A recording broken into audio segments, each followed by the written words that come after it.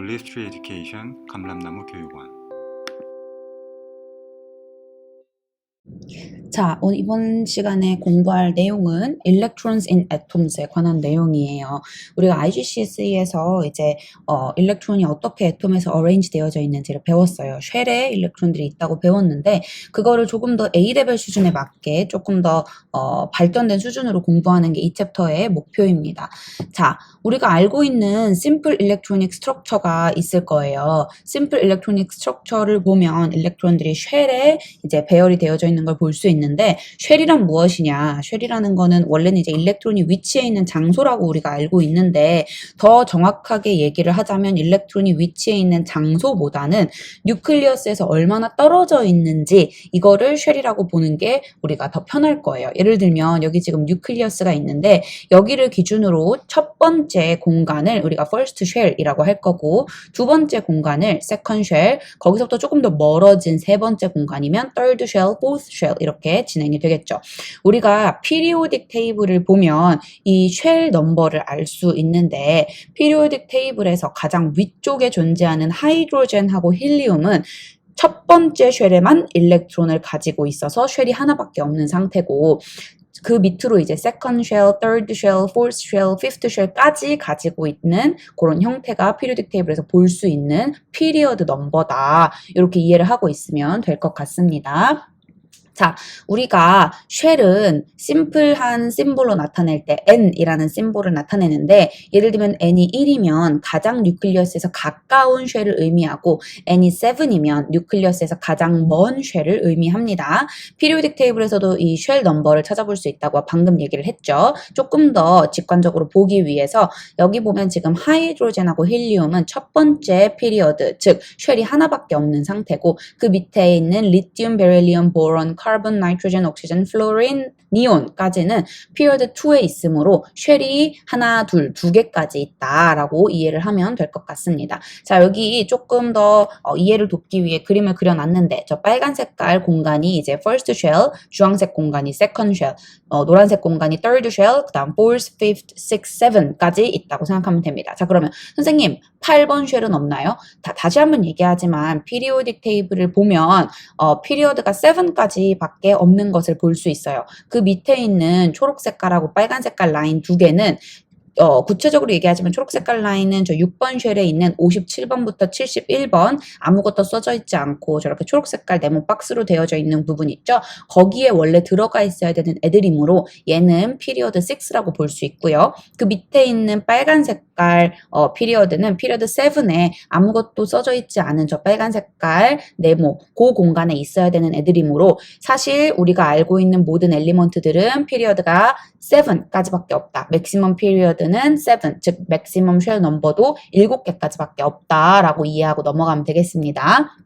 자, 쉘의 또 다른 이름은 Principal Quantum Shell이라는 이름을 가지고 있어요. 또 다른 이름으로는 Energy Level이라는 이름을 갖고 있죠. 그래서 이제 나중에 우리가 문제를 풀 때 답안지를 보면 쉘 대신에 Principal Quantum Shell 또는 Energy Level이라는 단어가 왕왕 등장을 할 텐데 그때 당황하지 않고 이건 쉘하고 같은 거구나 라고 이해하시면 되겠습니다. 자, 우리가 IGCSE에서 일렉트론이 첫 번째 쉘에 2개가 들어간다. 그리고 두 번째 쉘에는 8개까지 들어간다라는 것을 배웠어요. 근데 그거는 어디에서부터 출발하게 된 내용이냐 하면 바로 이 공식에서부터 출발하게 된 거예요. 2n 제곱이라는 공식인데 여기서 n은 쉘 넘버를 의미합니다. 즉 만약에 쉘 넘버가 1이라면 1의 제곱은 1이고 거기다가 곱하기 2를 하면 2개이므로 첫 번째 쉘에 들어갈 수 있는 일렉트론의 개수는 2개다라는 결과가 도출이 되는 거죠. 우리가 이걸 가지고 이제 일렉트론 컨피규레이션을 썼을 때 IGCSE에서 이렇게 썼을 거예요. 이런 식으로. 예를 들면 리튬은 일렉트론이 3개가 있습니다. 프로톤 3개, 일렉트론 3개, 그리고 뉴트론이 4개여서 저기 지금 보면 매스 넘버가 7이라고 돼 있죠. 프로톤 개수랑 일렉트론 개수는 지금 리튬 오른쪽 상단에 아무런 플러스 마이너스 표시가 없으므로 두 개가 같은 개수를 가지고 있습니다. 그래서 일렉트론은 3개다. 고로 첫 번째 쉘에는 일렉트론이 2개 들어가니까 나머지 1개는 두 번째 쉘에 들어가므로 2.12 리튬의 일렉트론 컨피규레이션이 되겠습니다. 자, 우리가 또 옥텟 룰이라는 것을 알고 있어요. 이게 뭐냐 하면 원래 한 쉘에 들어갈 수 있는 일렉트론의 개수는 2n 제곱에 의거해서 찾아내서 일렉트론을 넣는 건데 만약에 세 번째 쉘 이상부터 그 쉘에 들어가야 되는 일렉트론의 개수가 2n 제곱에 맞춘 개수만큼이 없으면 8개만 일렉트론을 넣는다. 자, 말이 조금 어려운데 이그젬플을 한번 볼게요. 지금 여기 보니까 n이 1일 때는 2n 제곱에 의거하여 일렉트론 2개까지, n이 2일 때 세컨 쉘에는 2n 제곱에 의거하여 일렉트론 8개까지, 그 다음에 n이 3개일 때는 2n 제곱에 의거하여 일렉트론이 18개까지 들어갈 수 있다는 걸 볼 수 있어요. 자, 여기 지금 보면 갤륨이 있는데 프로톤이 31개예요. 그렇고 오른쪽 상단에 플러스 마이너스 표시가 없으므로 얘는 일렉트론도 31개다 라는 결과가 나오겠죠. 그럼 이 아이의 일렉트론 컨피규레이션을 쓰면 첫 번째 쉘에는 2개, 두 번째 쉘에는 8개, 세 번째 쉘에는 18개, 네 번째 쉘에는 3개를 넣으면 총 31개의 일렉트론이 들어갔다라고 우리가 얘기를 할 수 있을 거예요. 세 번째 쉘에 18개가 들어갈 수 있는 이유는 방금 봤던 요 2n 제곱을 사용한 일렉트론의 개수를 계산을 할 때 n이 3일 때는 18개가 들어갈 수 있다고 배웠기 때문에 18개가 들어갈 수 있는 겁니다. 그런데 익셉션, 옥텟 룰의 익셉션을 볼게요. 자, 여기 칼슘이 있어요. 프로톤이 20개이므로, 그리고 오른쪽 상단에 플러스 마이너스 표시가 없으므로 얘는 일렉트론의 개수가 프로톤의 개수와 같고 곧 일렉트론이 20개입니다. 그러면 2, 8, 10 이렇게 하면 10개 일렉트론 그리고 또 10개 일렉트론 합쳐서 20개의 일렉트론을 넣을 수 있는데 세 번째 쉘에 18개까지 넣어야 된다고 했잖아요. 근데 18개가 되지 않으면 무조건 8개만 넣어야 됩니다. 즉 28, 10이 아니라 28, 8, 2가 칼슘의 일렉트론 컨피규레이션이 되는 거죠. 세 번째 쉘에 18개까지 들어갈 수 있다는 거 아까 우리 봤죠? 그러나 18개가 되지 않으면 지금 얘는 갈륨은 세 번째 쉘에 18개를 넣을 수 있었어요. 그러나 여기 있는 칼슘은 세 번째 쉘에 10개밖에 들어갈 게 남아있지 않으므로 곧 18개가 되지 않으므로 이 경우에는 8개만 넣는다. 8개를 넣으면 나머지 2개가 남으니까 저렇게 2개를 넣는다. 이게 옥텟 룰입니다. 자, 넘어가서 우리가 아이오나이제이션 에너지에 관해서 좀 배워야 돼요. 자, 아이오나이제이션 에너지라는 건 무엇이냐? 이름만 보자면 아이오나이제이션, 아이온을 나이제이션, 화하다, 이온화하다라는 뜻이에요. 여기서 말하는 아이온은 두 가지가 있죠. 캣 아이온과 언 아이온이 있습니다. 캣 아이온은 플러스 차지, 언 아이온은 네거티브 차지예요.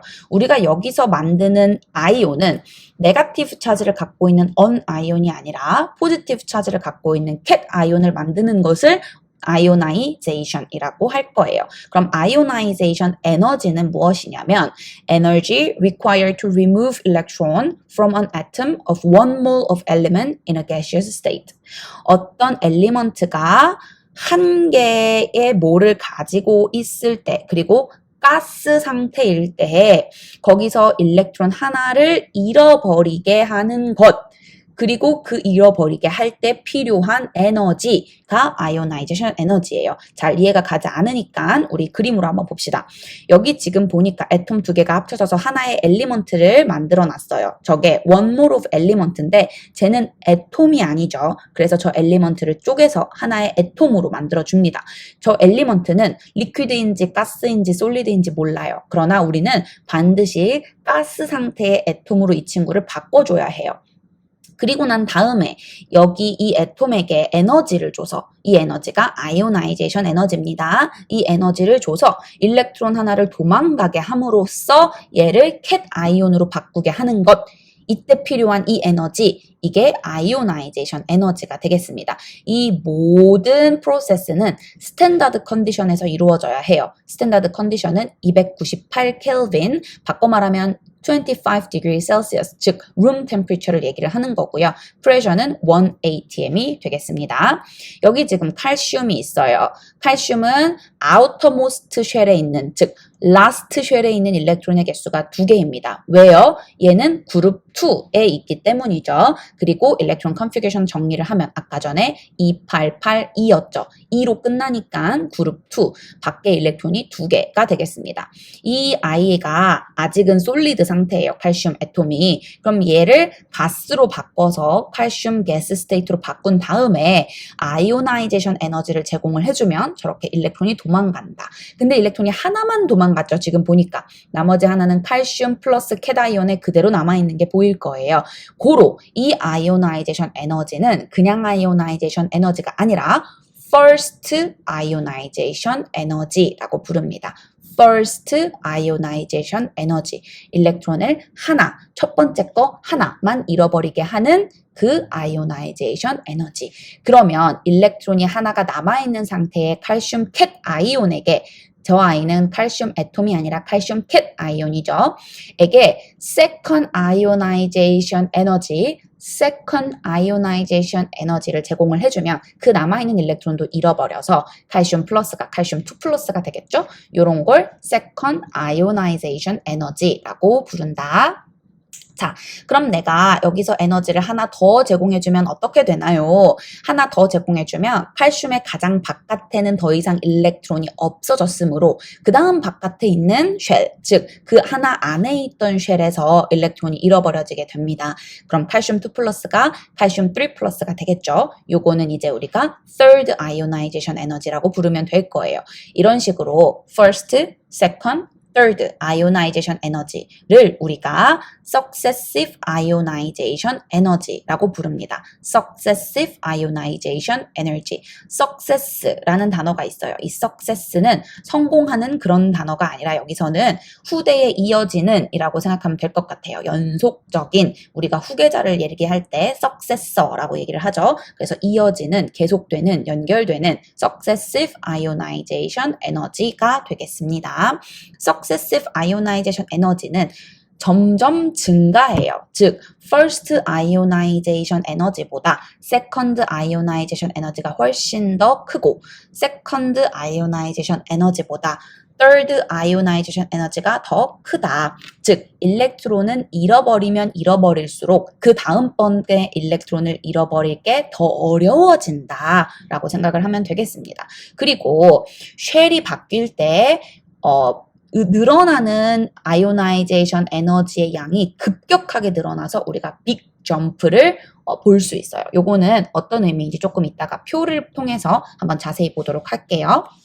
여기 지금 Na 소듐이 11개의 일렉트론을 가지고 있다라고 써놨어요. 소듐 프로톤 개수가 11개인데 지금 소듐 Na 오른쪽 상단에 플러스 마이너스 표시가 없으니까 얘는 일렉트론과 프로톤의 개수가 같다. 고로 11개의 일렉트론을 가지고 있다. 그러면 11개의 successive ionization 에너지가 있을 거예요. first ionization 에너지부터 11th ionization 에너지까지. 그걸 표로 옮겨놓으면 이런 모양이 됩니다.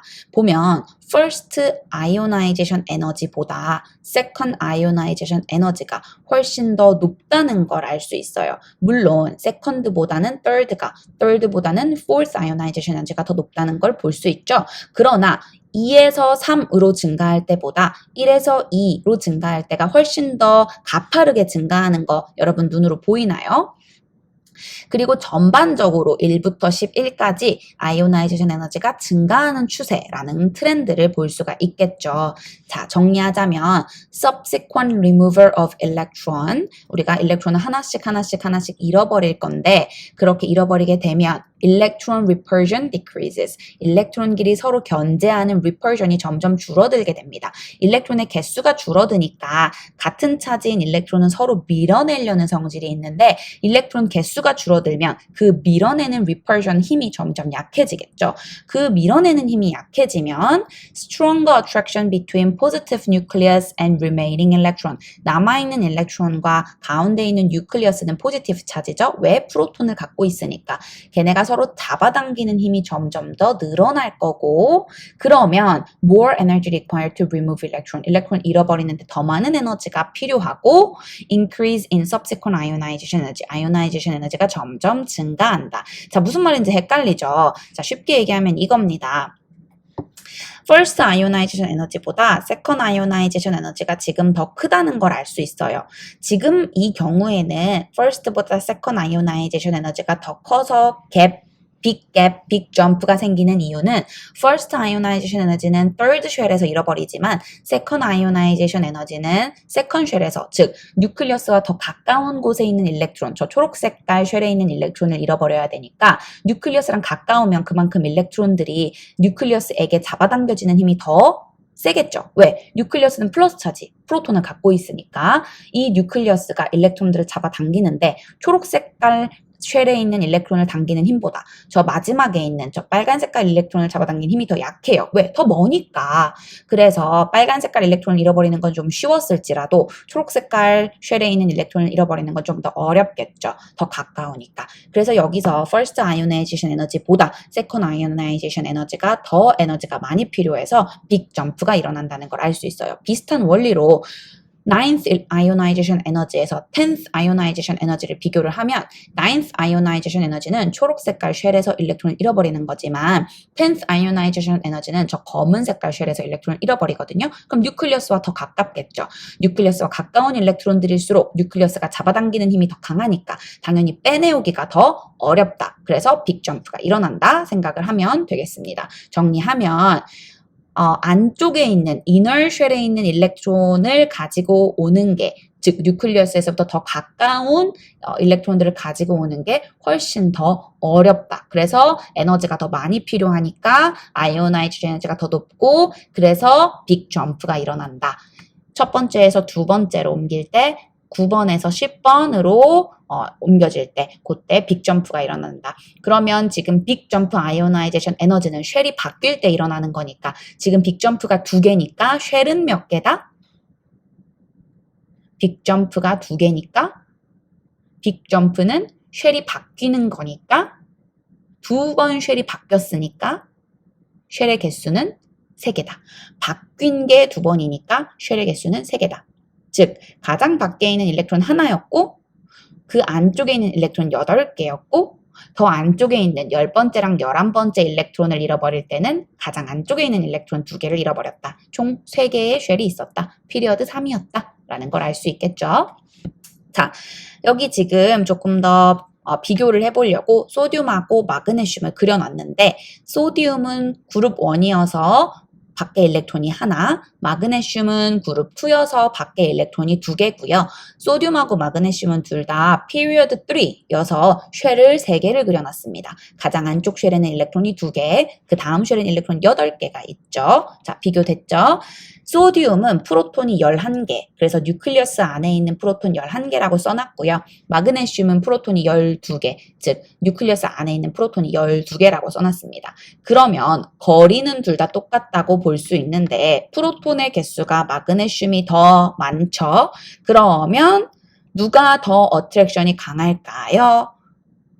그쵸. 마그네슘은 프로톤이 12개니까 마그네슘에 있는 뉴클리어스가 일렉트론을 잡아당기는, 가장 밖에 있는 일렉트론을 잡아당기는 힘이 소듐 11개의 프로톤이 가장 밖에 있는 일렉트론을 잡아당기는 힘보다 더 크겠죠. 왜? 거리는 같으니까. 그러면 어떤 일렉트론을 빼오는 게 더 어려울까요?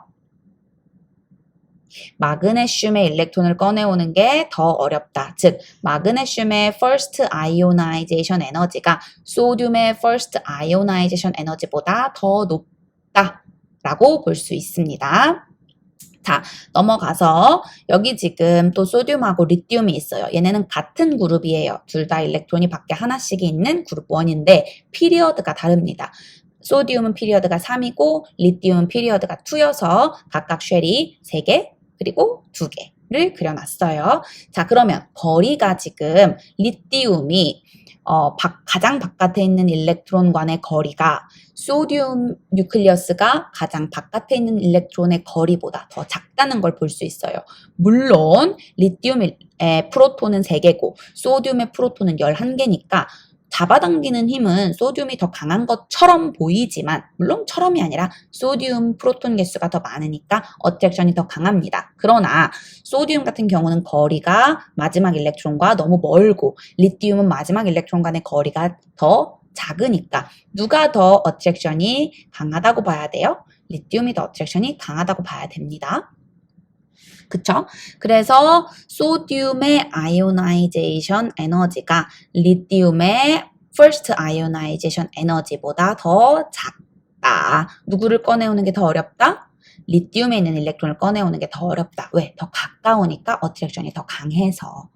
자, 그럼 이렇게 한번 비교를 해볼까요? 이번엔 소듐과 소듐 캣 아이온이에요. 그럼 소듐의 first ionization 에너지와 소듐 플러스의 second ionization 에너지를 비교하는 거겠죠. 어떤 경우가 일렉트론을 빼내오는 게 더 어려울 것 같은가요?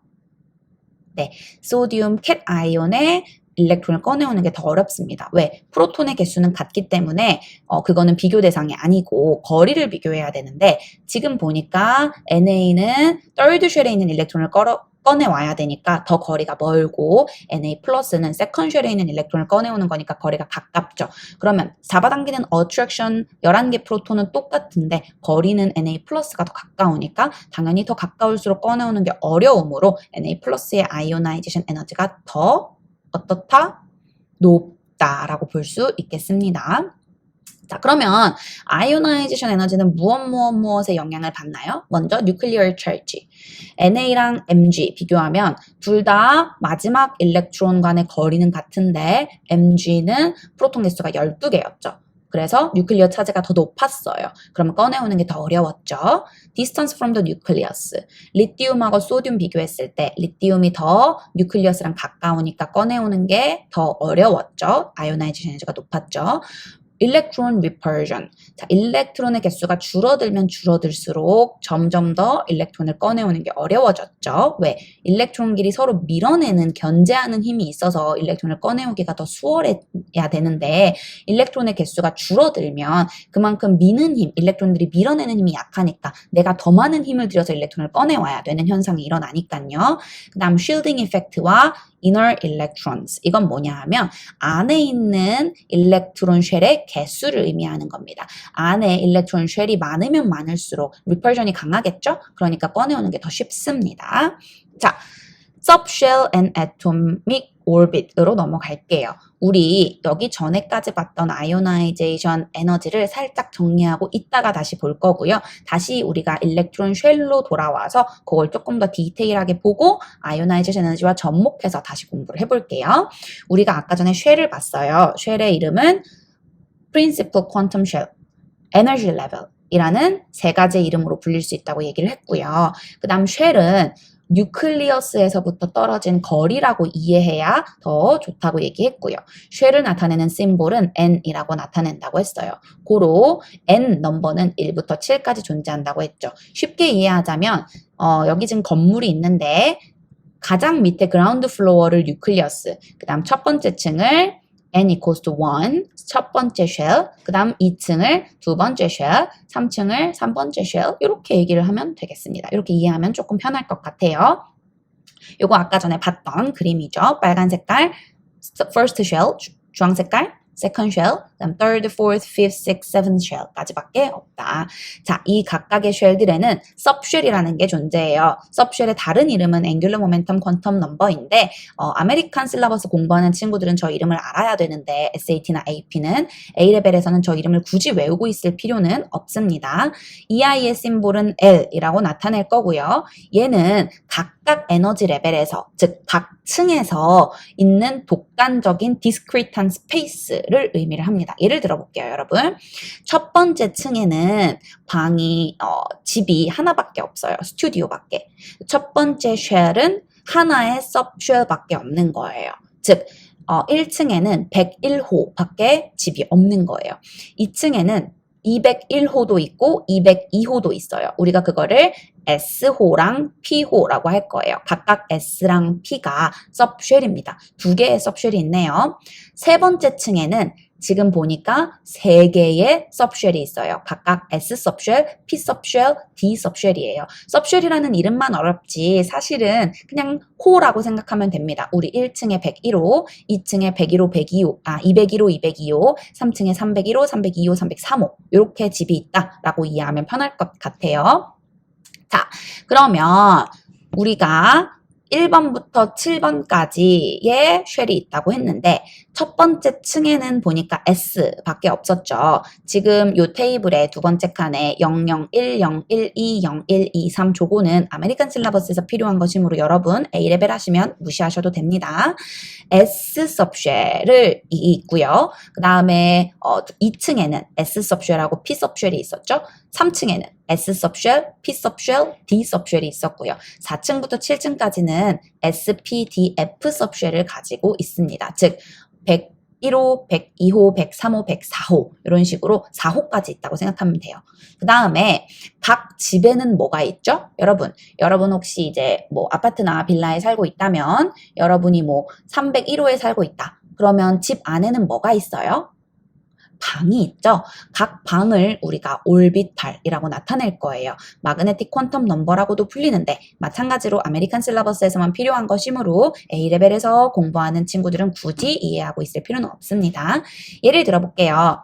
여기 지금 첫 번째 쉘에는 S라는 sub쉘이 있습니다. S라는 sub쉘은 스튜디오 같은 개념이에요. 원룸 같은 개념이라 안에 방이 하나밖에 없습니다. 반면에 2층에 있는 S subshell 역시 방이 하나지만 P subshell은 방이 3개가 있어요. 얘는 3룸인 거죠. 그러면 2층 쉘의 P subshell은 3 orbitals를 갖고 있다라고 얘기를 하면 됩니다. 다시 2층 쉘의 P subshell은 3 orbitals를 갖고 있다. 되나요?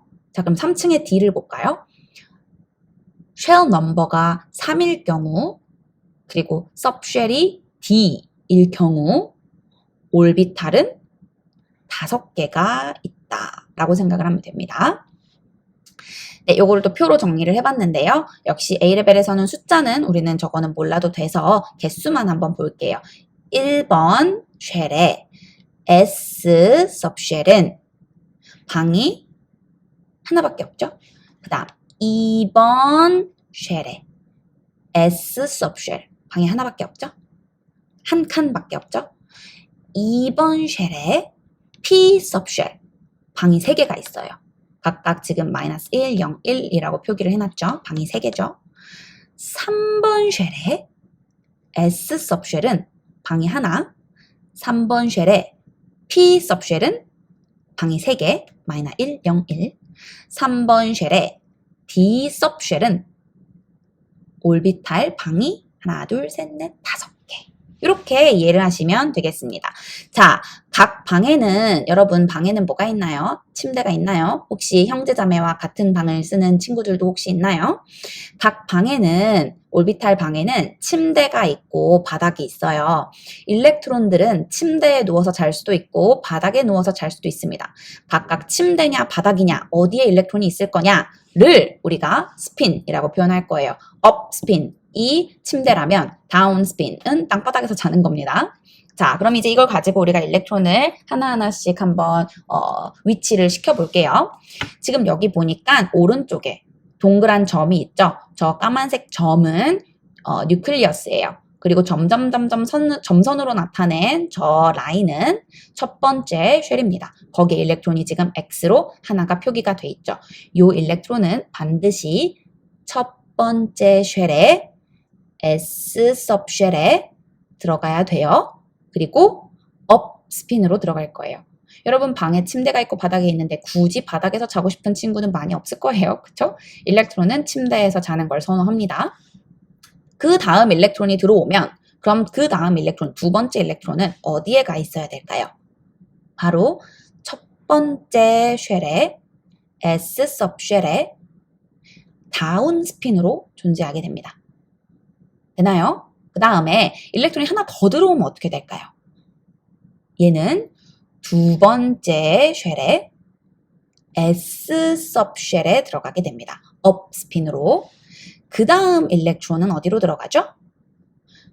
2s subshell에 또는 우리가 2s 올비탈에 왜냐면 거기는 하나밖에 올비탈이 없으니까 다운 스핀으로 들어가게 돼요. 그럼 그 다음 일렉트론은 어디 들어가야 돼요?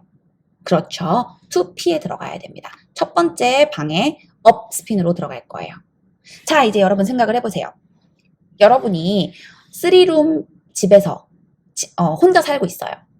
방은 3개인데 혼자 살아요. 근데 친구가 집에 놀러 왔어요. 남는 방이 2개나 있는데 친구를 굳이 땅바닥에서 재울 이유는 없겠죠? 옆방 침대 가서 재우라고 자라고 하겠죠? 마찬가지입니다. 여기서 일렉트론이 하나 더 추가로 들어온다면 그 일렉트론은 2p의 첫 번째 올비탈의 다운스핀으로 들어가는 것이 아니라 2p의 두 번째 올비탈의 업스핀으로 들어가게 돼요. 그 다음 일렉트론은요, 2p의 세 번째 올비탈의 업스핀으로 들어가게 됩니다. 그 다음 일렉트론은요, 이제 어쩔 수 없어요. 2p의 첫 번째 올비탈의 다운스핀으로 들어가고요. 그 다음 일렉트론은 그 옆 올비탈의 다운스핀, 그리고 그 다음 일렉트론은 그 옆 올비탈의 다운스핀으로 들어가게 됩니다. 이와 같이 우리는 1s 올비탈을 먼저 채우고 그 다음에 2s 올비탈, 그 다음 2p의 첫 번째 올비탈, 2p의 두 번째 올비탈, 2p의 세 번째 올비탈, 그리고 다시 2p의 첫 번째 올비탈, 2p의 두 번째, 2p의 세 번째 올비탈을 채우게 돼요. 그 다음은 3s를 채우겠죠? 그리고 나면 3p를 채울 거고요. 3p가 다 차고 나면 어떻게 될까요? 자, 봅시다. 1s 먼저 채우고요. 그 다음에 2s, 2p를 채우고요. 그리고 3s, 3p를 채우고요. 그러면 3d를 그 다음에 채워야 되겠죠? 하지만 그게 아닙니다. 우리가 일렉트론을 채울 때에는요, 이런 방식으로 채울 거예요. 자, 이게 뭐냐? 1s를 먼저 채우고요. 2s를 그 다음에 채우고요. 2p를 채운 다음 3s를 채우고요. 그 다음에 3p를 채우고요. 3d를 채우기 전에 4s를 먼저 채웁니다. 이렇게 대각선 라인으로 먼저 채울 거예요. 그 이유에 관해서는 사실 나중에 우리가 피직스 이제 A2에 가면은 배우는데 살짝 알려주자면 각각의 쉘들을 에너지 레벨이라고 부른다고 했어요. 그 이유는 각각의 이 쉘들이 가지고 있는 에너지 때문인데 1s 올비탈이 2s 올비탈보다 에너지를 더 적게 갖고 있어요. 그럼 2s보다는 2p가 더 많은 에너지를 갖고 있고 2p보다는 3s가 더 많은 에너지를 가지고 있고 3s보다는 3p가 더 많은 에너지를 가지고 있죠. 그 다음 많은 에너지는 3d가 아니라 4s예요. 즉 3d보다 4s가 더 적은 에너지를 가지고 있어서 우리는 더 적은 에너지 레벨을 먼저 채우려는 경향이 있기 때문에 4s를 먼저 채우고 그 다음 3d를 채우게 되는 겁니다. 정리를 해볼게요. 1s, 2s, 2p, 3s, 3p, 4s, 4d, 4p, 그러면 5s, 그 다음 4d. 이런 순서가 됩니다. 여러분 앞으로 요거 우리가 종종 쓸 거라서 입에 익어두면 좋거든요. 이거를 머리로 외우려고 하면 조금 어려운 부분이 있는 친구들이 있을 거예요. 그래서 우리 입으로 한번 익히고 외워보기 위해서 1s부터 3d까지 5번 같이 읽어볼게요. 시작! 1s, 2s, 2p, 3s, 3p, 4s, 3d 1s, 2s, 2p, 3s, 3p, 4s, 3d 1s, 2s, 2p, 3s, 3p, 4s, 3d 1s, 2s, 2p, 3s, 3p, 4s, 3d 자, 입에 익은 친구들은 안 보고도 잠깐 영상을 멈추고 한 5번에서 10번 정도 입에 익어두면 좋을 것 같습니다. 자, 넘어갈게요. New Electronic Configuration. 우리 아까 전에 소듐 같은 경우에 일렉트론 configuration 쓰면 2.8.1 썼고요. 캘슘은 2.8.2 이렇게 썼어요. 이제는 우리 그렇게 쓰지 않을 거예요. 우리 1s, 2s, 2p, 3s, 3p, 4s, 3d를 배웠기 때문에 그 순서대로 일렉트론을 쓸 겁니다. configuration. 리튬은 일렉트론이 3개가 있어요. 그러면 어디 먼저 채워요? 1s 먼저 채우죠. 그러고 난 다음에 2s를 채울 거예요. 1s와 2s의 일렉트론을 채울 거죠. 1s의 일렉트론 아까 전에 몇 개 들어갈 수 있는지 그림 기억하나요? s는 방에 하나고 일렉트론 2개 들어갈 수 있었죠. 그래서 일렉트론 2개를 채울 거예요. 각각 업스핀과 다운스핀이었죠. 또 2s도 s니까 방이 하나예요. 일렉트론 2개까지 채울 수 있지만 리튬은 일렉트론이 3개인데 지금 이미 2개를 1s에 채웠으니까 남은 하나만 채우면 되겠죠? 그래서 2s 1. 고로 리튬의 일렉트론 컨피그레이션은 1s2, 2s1이 되겠습니다. 캘슘 20 electrons를 가지고 있어요. 우리가 원래 쓰던 일렉트론 컨피그레이션 2.8.8.2 이제 그렇게 안 쓰고 1s, 2s, 2p, 3s, 3p, 4s를 쓸 거예요. 1s 일렉트론 2개, 그 다음 2s 일렉트론 2개, 2p는 방이 3개, 올비탈이 3개였어요. 각 방에 일렉트론 2개까지 넣을 수 있었으니까 총 6개 일렉트론을 넣을 수 있겠죠? 6개.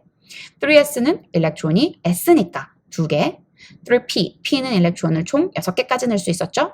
자, 여기까지 하면 일렉트론이 총 몇 개 채워졌을까요? 2개, 2개, 6개, 2개, 6개. 그러면 18개. 이제 일렉트론 20개까지 2개 남았으니까 4s에 2개를 넣으면 됩니다. 그쵸? 자, 갤리움은 어떨까요? 갤리움은 31개의 일렉트론을 갖고 있거든요. Ga 갤리움. 혹시 잠깐 영상을 멈추고 한번 써보겠어요? 갤리움 31개의 일렉트론을 가지고 있습니다. 자, 갤리움은 31개의 일렉트론으로 1s2, 2s2, 2p6, 3s2, 3p6, 4s2, 3d10, 4s1.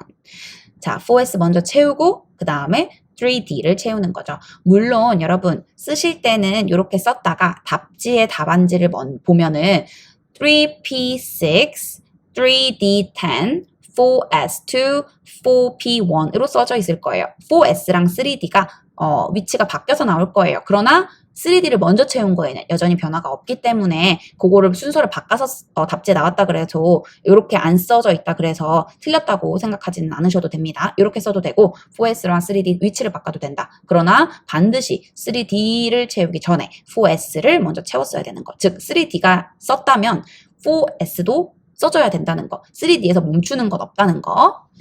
자, 여러분 아르곤은 18개의 일렉트론을 갖고 있거든요. 아르곤 18개의 일렉트론이에요. 한번 일렉트론 컨피그레이션을 영상을 멈추고 써보는 걸 추천합니다.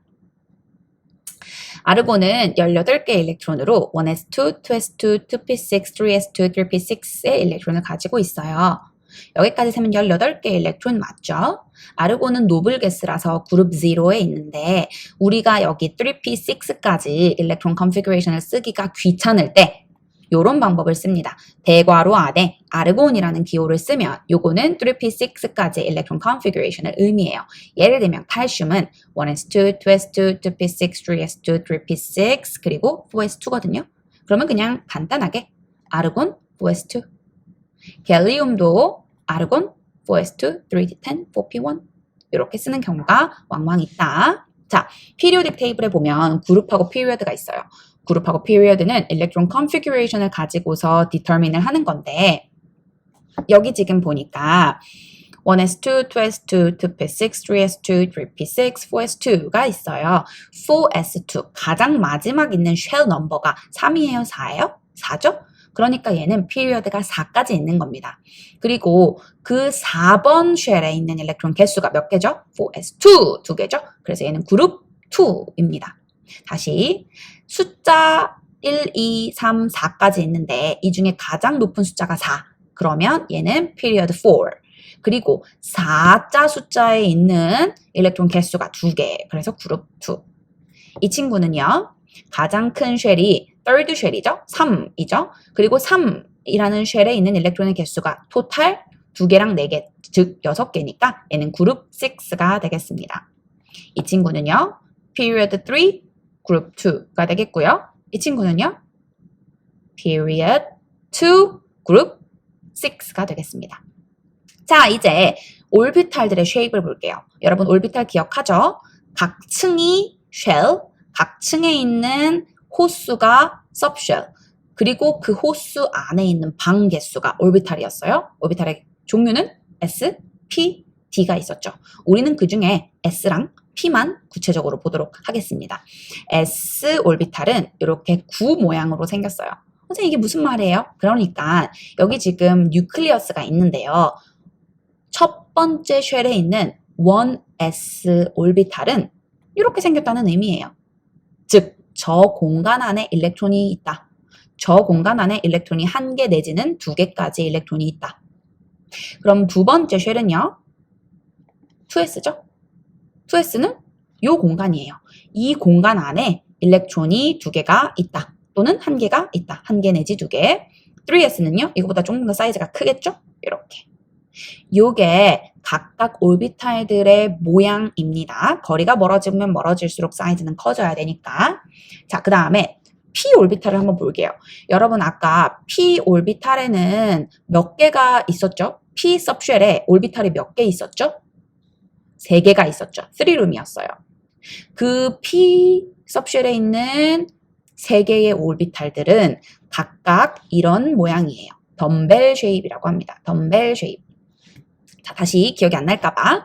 여기 지금 보니까 두 번째 쉘에 p सब쉘에는 방이 3개가 있어요. 즉, 요렇게 생긴 올비탈이 3개가 있다는 뜻인데요. 각각 x 엑시스, y 엑시스, z 엑시스에 하나씩 있는 거예요. z에 하나, x에 하나, 그리고 y에 하나. 합쳐서 우리는 p सब쉘이라고 부를 겁니다. 요런 모양이라고 생각하시면 될 것 같아요. 각각의 올비탈들이다. 고로 뉴클리어스가 이렇게 있을 때 우리 1p는 없었죠? 1에는 1s밖에 없었죠? 고로 2p, 3p, 4p 이렇게 된다. 자, 그럼 정리해 볼까요? 뉴클리어스를 기준으로 1s, 2s, 2p, 3s, 3p, 4s, 4p 이렇게 된다고 생각을 하시면 되겠습니다. 네, 넘어갈게요. periodic table에 보면 우리가 각각 구역을 나눌 수가 있어요. 이렇게. 그러면 왼쪽부터 S블록, D블록, P블록이라고 되어 있는 거 보이죠? 각각의 블록에 이렇게 S, D, P 이름을 붙이는데 그 이유는 일렉트론 컨피규레이션을 쓸 때 알파벳, 즉 सब쉘이 S로 끝나는지 P로 끝나는지를 나타내는 거예요. 만약에 S로 끝난다면 걔는 S블록에 있는 엘리먼트고요. D로 끝난다면 D블록 엘리먼트고요. P로 끝난다면 P블록 엘리먼트가 되겠습니다. 그럼 일렉트론 컨피규레이션만 알아도 얘가 어디에 위치해 있는지 알 거고 반대로 피리오딕 테이블만 봐도 얘 일렉트론 컨피규레이션이 뭘로 끝날지 알겠죠? 퀴즈. 자, 오른쪽에 periodic 테이블이 있고요. Electron configuration of argon, potassium, carbon, 그리고 chlorine을 한번 써보세요. 필요하다면 아르곤 기호를 써도 됩니다. 영상을 멈추고 하시기를 추천할게요. 자, 바로 답 보여드리도록 하겠습니다. 이렇게 쓰면 맞았겠죠? 자, exception들이 있어요. exceptions. 먼저 exception을 배우려면 올비탈의 스테이빌리티를 알아야 되는데요. 가장 스테이블한 올비탈은 저렇게 fully filled 올비탈이에요. 가장 most stable한 올비탈은 fully filled s orbital, fully filled p orbital, fully filled d orbital. 저런 애들이 스테이블한 애들입니다. 만약에 거기서 half만 채워져 있다면 그 다음으로 스테이블한 애들이에요. 근데 full도 아니고 half도 아니다? 그럼 스테이블하지 않은 상태거든요. 그래서 우리 크로미니움을 한번 보면요. 1s2, 2s2, 2p6 여기까지 10개, 3s2, 3p6, 4s2 여기까지 또 10개, 그럼 24개 일렉트론이니까 3d에 4개가 들어가는데요. 아까도 얘기했지만 4s와 3d는 위치를 바꿔서 써도 된다. 다만 4s를 먼저 채워줬어야 되는 걸 알고 있어야 된다라고 했어요. 그걸 그림으로 나타내면 3d4에 일렉트론이 4개가 다 업스핀으로 즉 partially filled로 되어 있는 걸 보일 수 있고요. 4s2는 fully filled s orbital을 가지고 있는 걸 볼 수가 있습니다. 그러면 4s는 fully filled니까 스테이블한데 지금 3d는 partial filled니까 스테이블하지 않죠. 그러면 어떻게 할까요? fully filled에 있는 일렉트론 하나를 옆으로 옮겨주면 둘 다 half filled가 될 거예요. 그러면 partially filled, full filled 보다 half filled, half filled 이 훨씬 더 스테이블하니까 4s에 있는 일렉트론 하나가 3d로 옮겨와서 half filled electron orbital들을 만듭니다. 그래서 크로미늄의 일렉트론 컨피규레이션은 3d4, 4s2가 아니라 3d5, 4s1이 됩니다. 자, 퀴즈.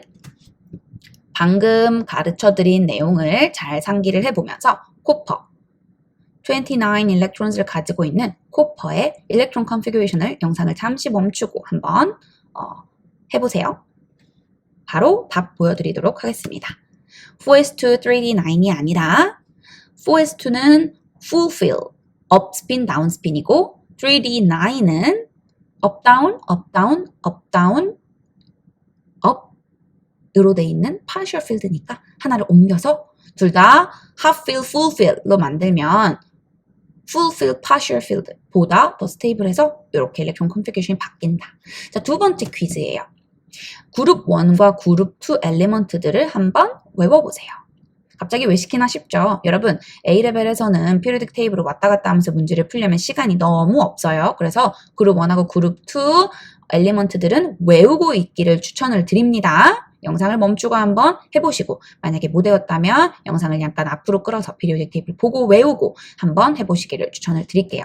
답은 이렇게 그룹 1, 이렇게 그룹 2가 되겠죠. 자, S-block metals with one electron in its outermost shell and its last electronic configuration을 맞춰보는 문제입니다. S-block elements라고 나와 있어요. 그러면 누가 있죠? 그룹 1, 그룹 2죠?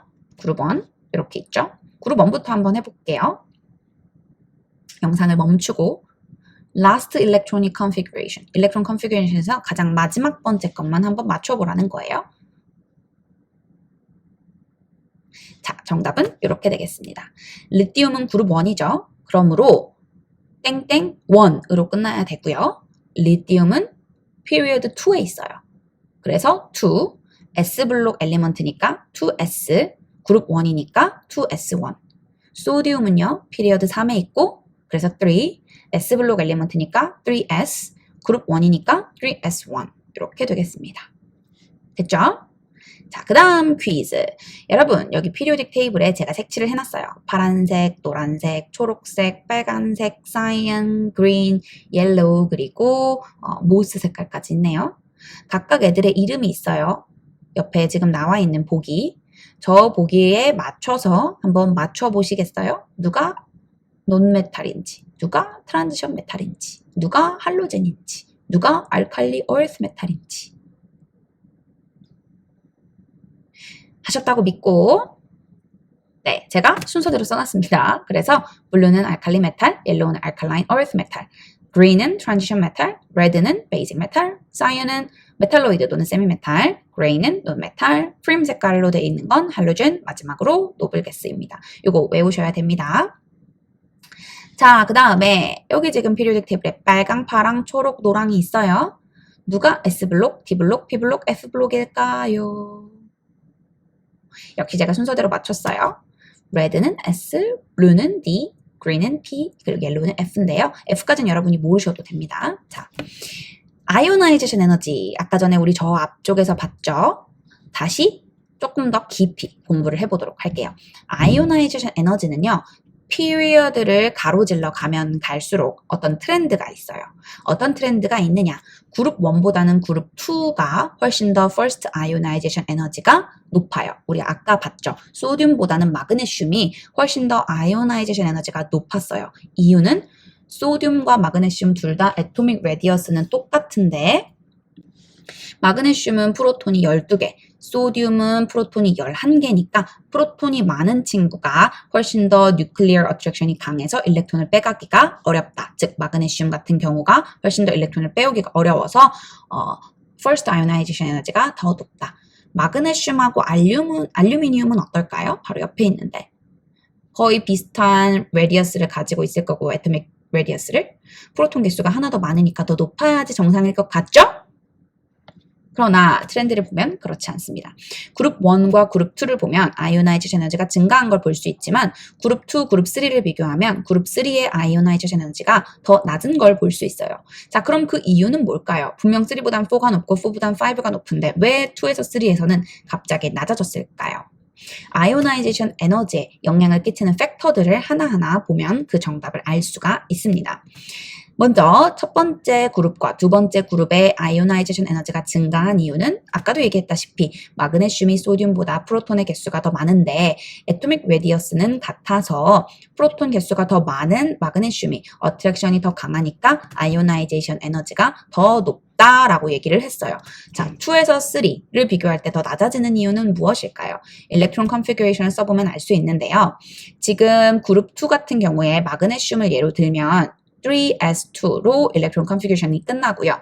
그룹 3의 알루미늄하고 비교를 해보면 3s2, 3p1까지 일렉트론이 있는 걸 볼 수 있어요.